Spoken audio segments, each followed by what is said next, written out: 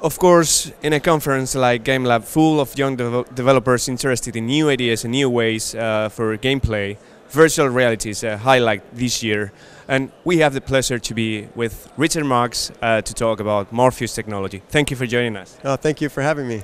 So your talk tomorrow is called The Fantastic Reality of Virtual Play. Can you please give us some clues on what you're sharing with the community? Sure. Well, that title I picked for two reasons. It captures, first of all, that playing in virtual reality is a fantastic experience, and people really will love it when they get to try it. But also that it actually is a reality. This virtual reality play is coming very soon. You know, we're launching a product next year, and I wanted to make sure everyone realizes this is really happening.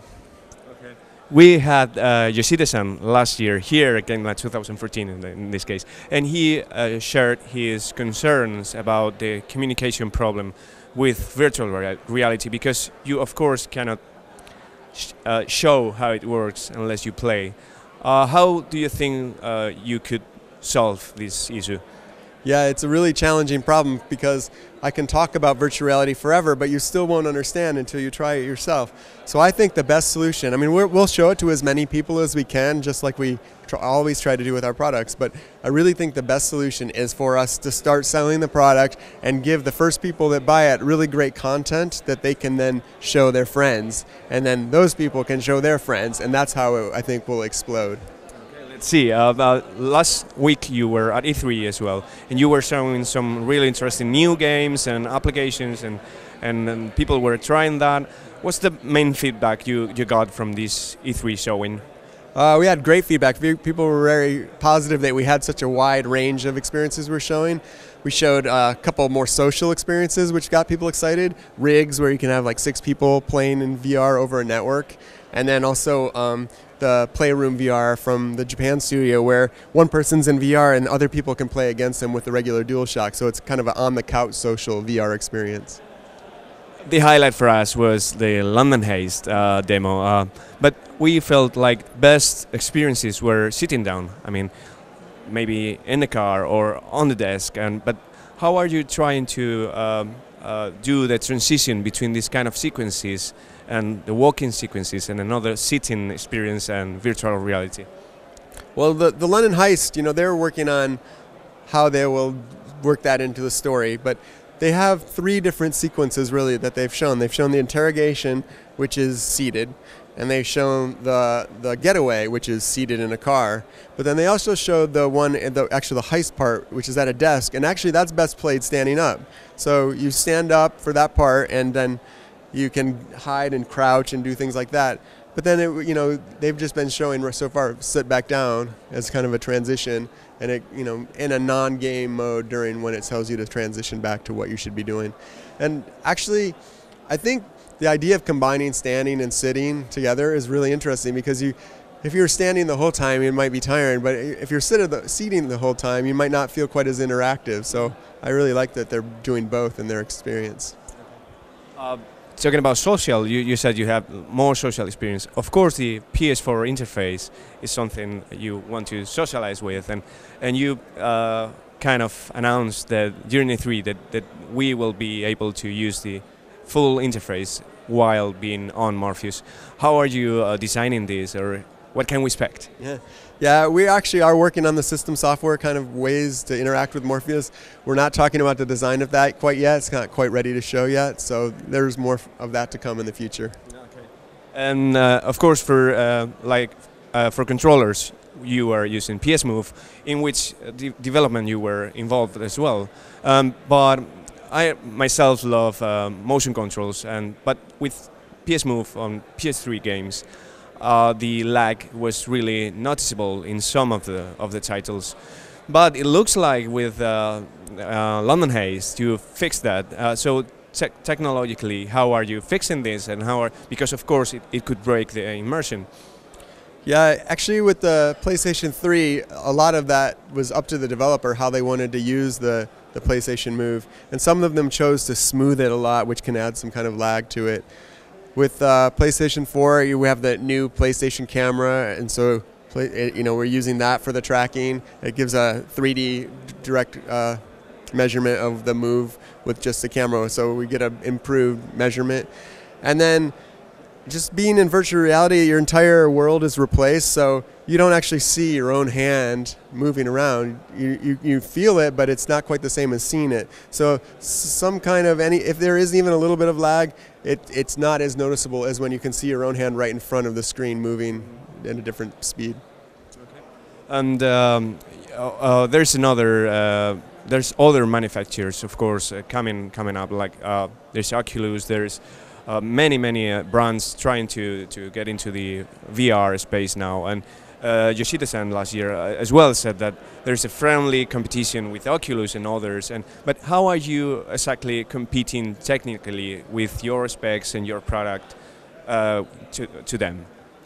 Yeah, I think that other companies have really great solutions now, really great technicals. I'm really proud of our technical specs. I mean, we have a 120 frames per second display, which I think is as high as anyone out there, and we also have very low latency. We have a really good tracking solution, which the same tracking solution for us works for the head and the hands and the DualShock. So like having all that in the same frame of reference using the existing PlayStation camera, I think is great.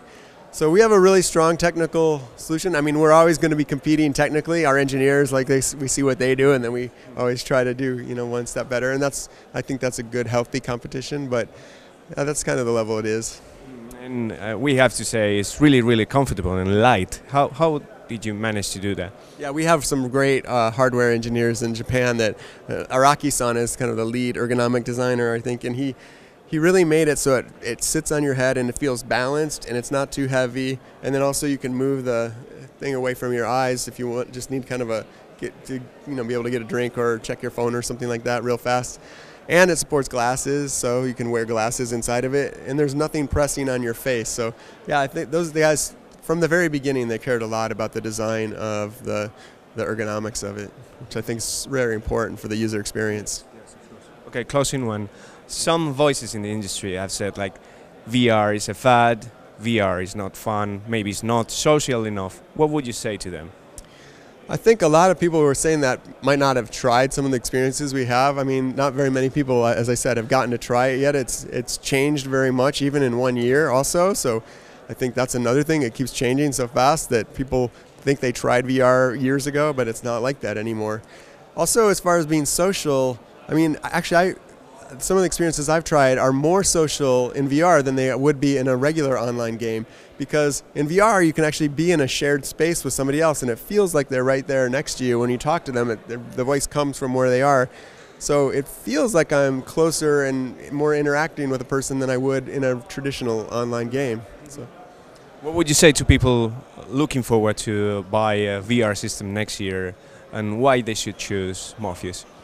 Well, I think Morpheus, the big advantage, it works with PlayStation 4. We expect you'll just be able to go and buy it and plug it in and it'll just work. Just the way we always focus on with our console development. It should be easy and kind of low friction to getting in and running something. You don't have to worry about drivers, any of that kind of stuff. It'll all just work the way it should. And that's probably why I think it's one of the best systems that will be available. And your favorite demo or game so far? That's a hard one. I don't like to say those things because then I feel like I'm picking one. But I actually really I'll give a kind of high-level answer. A lot of people focus on giant scale of something like a giant dinosaur coming out at you or something. But I actually like when there's very intimate VR, where you actually can feel like you can reach out and pick things up, and the whole world is very close to you. So what I would love to see is something like a tower defense game where I can pick up the little pieces and set them up and then see it all play out around me. That'd be like my ideal experience. And what about the walking sections where you have to, these kind of transitions you were talking about, where you have to walk from one place to another? It could, it could be some motion sickness there while you're trying to control and of course you're not walking yourself. How are you trying to solve all this? Well, whenever you move somebody through the world in VR, you have to be careful, because if you move them in a way that isn't comfortable, that's not a good approach. So actually, there's different solutions to that. We are actually in our lab. We're doing a lot of research on that topic. Some of the experiences will just not have you move through the world, or they'll move in a very in a very good way. We've done things where we actually use like the motion controller, it's like the PlayStation Move, to point at something and teleport there, or you can do things where you actually reach and grab the world and pull it to you, and those things work really well actually. There's other solutions that people are looking at that are more tailored to their own experience, and anytime you have a kind of like a cockpit rendered around you, or like in a fighter jet or like a racing car, those actually work really well already. So they've already got that working great. There's this kind of solution where you face to some place and then click a button. Yeah, so there's ones where instead of having a rotation with the right analog stick, they do more of a step rotation. Some people have been looking at that. There's a lot of solutions to this. Designers are all trying what works for their own game. But yeah, the solution of just running around using the right and left analog sticks and doing things exactly the way you've done in other games isn't a good solution. Yeah. If the plug-and-play easiness of the Morpheus is one of the highlights and bullet points, of course, you're saying, what for other platforms, I mean, can we plug it to a PC and try games as easily, and it would be supporting the PC games for VR? No, Project Morpheus is for PlayStation 4. It's actually really well designed to match the PlayStation 4 capabilities. PlayStation 4 does 120 frames per second output, and then you have the PlayStation camera as part of the whole tracking solution. So Project Morpheus is for PlayStation 4. That's it. Thank you very much for your time, Richard. Thanks.